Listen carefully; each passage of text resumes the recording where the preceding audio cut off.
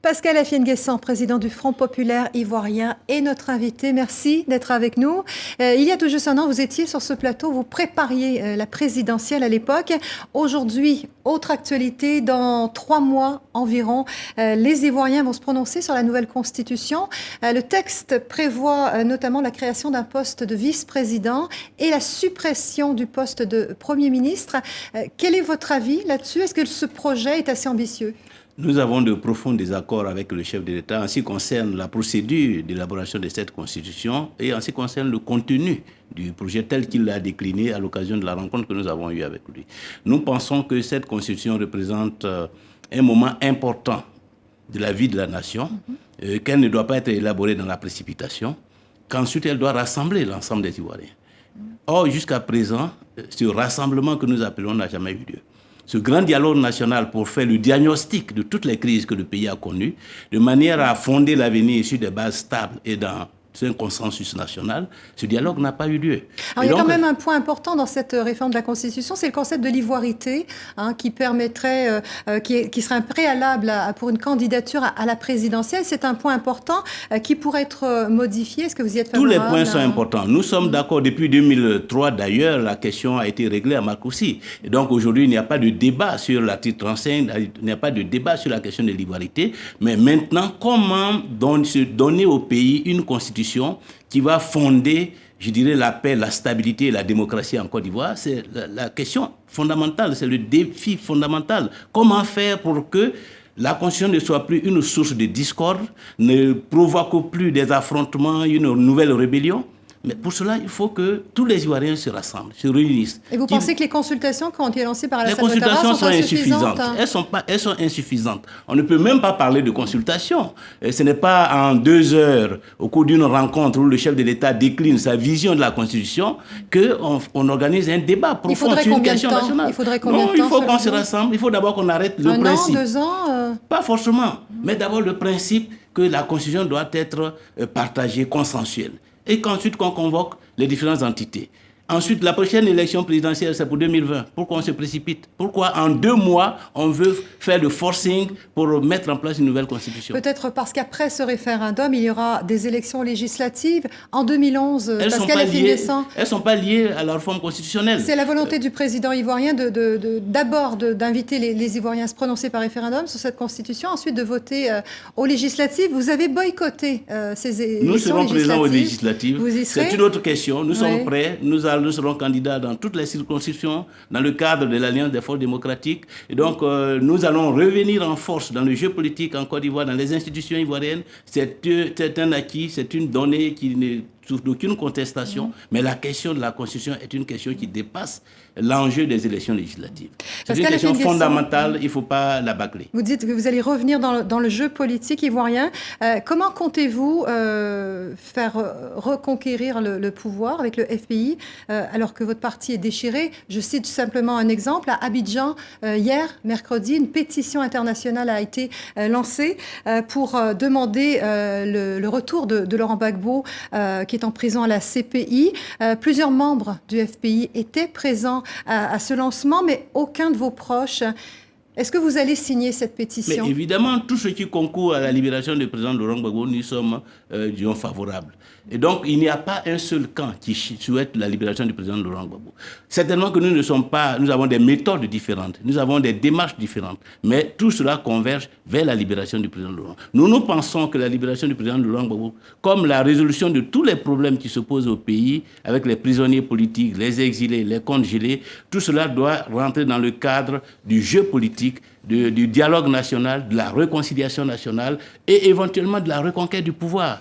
Et donc nous sommes engagés dans le jeu politique justement parce que nous voulons que par la politique, on règle les problèmes qui ont été créés par la politique. Alors on va continuer d'avancer sur ce thème, si vous le voulez bien, avec Christian Eboulé, qui est avec nous tous les jeudis. Vous restez avec nous, bien sûr, Pascal Afien-Guessant. Christian, le FPI traverse l'une de ses crises les plus graves depuis sa fondation. Qu'est-ce qui se passe au sein de ce parti?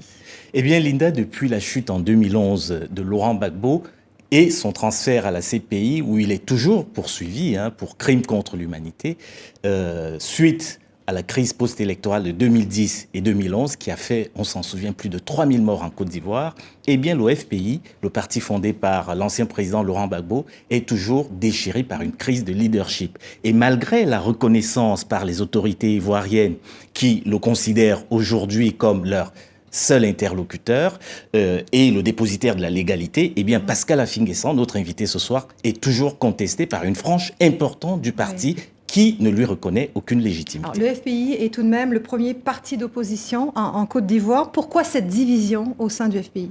Alors, précisons d'abord, Linda, qu'aujourd'hui, il y a deux camps qui s'opposent au sein du Front populaire ivoirien. Il y a d'un côté les pragmatiques amenés par l'actuel président, qui est notre invité, Pascal Affi-N'Guessan. Et à ses côtés, on retrouve par exemple Marcel Gossio, l'ancien président du port d'Abidjan, ou encore Alcide Djedje, ancien ministre des Affaires étrangères de Laurent Gbagbo. Et en face d'eux, il y a ce qu'on appelle aujourd'hui les ultras, soutenus par Simone Gbagbo, l'ancienne première dame, et amené par deux militants historiques, Aboudraman Sangaré et Laurent Hakoun. Alors, les pragmatiques de Pascal Affi-N'Guessan ont décidé aujourd'hui simplement d'incarner l'opposition en Côte d'Ivoire et surtout de jouer le jeu du dialogue politique avec le régime du président Alassane Ouattara. Or, pour les ultras, eh bien, cette démarche est tout simplement une sorte de trahison. Ils considèrent qu'on ne peut pas, que le Front populaire ivoirien ne peut pas aujourd'hui être dans le jeu politique ivoirien tant que Laurent Gbagbo est toujours emprisonné et qu'il n'est pas rentré en Côte d'Ivoire. Et face à ce bras de fer, Christian, le président du FPI, a donc pris des décisions radicales. Absolument. Il y a, en mars dernier, eh bien, une dizaine de cadres importants du Front populaire ivoirien ont été tout simplement écartés de la direction, mais ils restent membres du parti, je le précise tout de suite. Et parmi ces cadres importants, on trouve deux militants historiques dont je parlais tout à l'heure, à savoir Aboudraman Sangaré et Laurent Hakoun. Alors, cette décision a été prise au terme d'une année de discussions avec ces frondeurs. Malheureusement, ces discussions ont été vaines et ces frondeurs continuent de contester la légitimité du président Pascal Affi-N'Guessan, qui a décidé aussi, dans la foulée, de mettre sur pied un nouveau secrétariat général qui compte aujourd'hui 174 membres. Et puis, certains considèrent que cette réorganisation constitue d'une certaine manière une volonté pour Pascal Affi-N'Guessan de tourner la page de Laurent Gbagbo au sein du Front populaire ivoirien. C'est ça votre objectif ? Non, notre objectif, c'est de redresser le Front populaire ivoirien qui a été pratiquement écarté de la vie politique nationale en 2011, 2012 et même 2013. Donc nous sommes en train de restaurer le parti. Et je considère ce qui se passe à l'intérieur comme des péripéties et que nous allons dépasser. Nous sommes en train de dépasser parce qu'il n'y a qu'une seule ligne qui peut permettre au Front populaire ivoirien de survivre. C'est la ligne que nous incarnons. Toutes les autres tentatives sont vouées à l'échec. Et à l'heure actuelle, elle vient d'où cette ligne ? Elle vient de la haie, par exemple ? Non, je veux dire la ligne, mais cette ligne, c'est la ligne que Laurent Gbagbo a toujours adoptée. Quand il y a eu la rébellion, il est resté dans le jeu, il a fait le dialogue, il a cherché des solutions par tous les moyens. Si à l'heure actuelle, il était dehors, il était à la tête du FPI, par exemple, il ne ferait que ça. Parce qu'il n'y a pas d'autre voie. Vouloir sortir du jeu, vouloir rester dans une logique de confrontation n'a aucun avenir. Il faut rester dans le jeu, il faut se battre pour occuper sa place, il ne faut pas boycotter les élections, il faut travailler à conquérir le pouvoir parce que c'est quand nous serons au pouvoir que nous pourrons régler tous les problèmes qui ne peuvent pas être réglés actuellement par le régime. Pascal Affi-N'Guessan, président du Front populaire ivoirien, merci d'être venu sur le plateau. Merci Christian Eboulé.